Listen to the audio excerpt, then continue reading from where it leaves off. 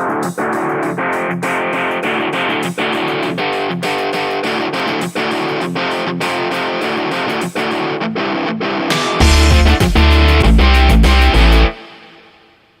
I'm Dan Kello with Precision Quest Products, here today to talk to you about how to set up your joystick rest when you're at the range and you're trying to get it set up on your bench so that you can shoot the entirety of your ARA or PSL target. It has more than enough travel for any of the 11x17 targets at the 50 yards. So what you're going to do with your rifle positioned on the rest, we're going to get our leveling. First, I'm going to pull the joystick handle all the way in until it just hits the fine elevation, and then I'm going to back it off just a little bit. And then I'm going to lower the rear of the rest, which if you're looking through your scope, that's going to raise the front of the rifle. So it's going to raise your point of aim up. And I'm going to get this to where this is all the way down. And then I'm going to bring it back. I'm feeling of the arm moving here. I've got it all the way down to where I'm not going down any further, and then I'm going to feel the arm in relation to the base here.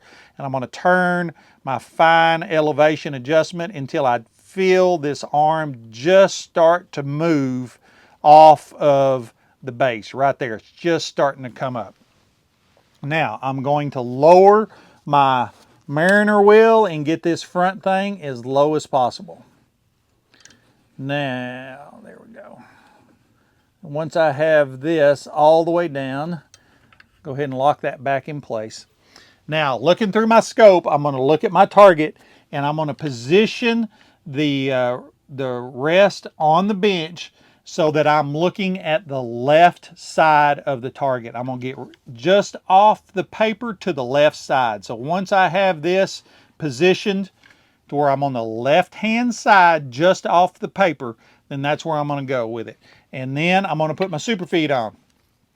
My PQP super feet, slide each one of these in using that new cutout on the bottom of the joystick rest. Makes it super easy to position them.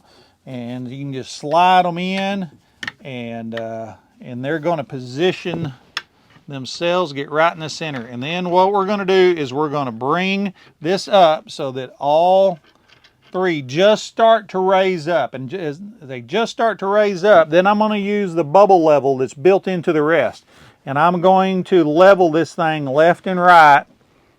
Get it about right there.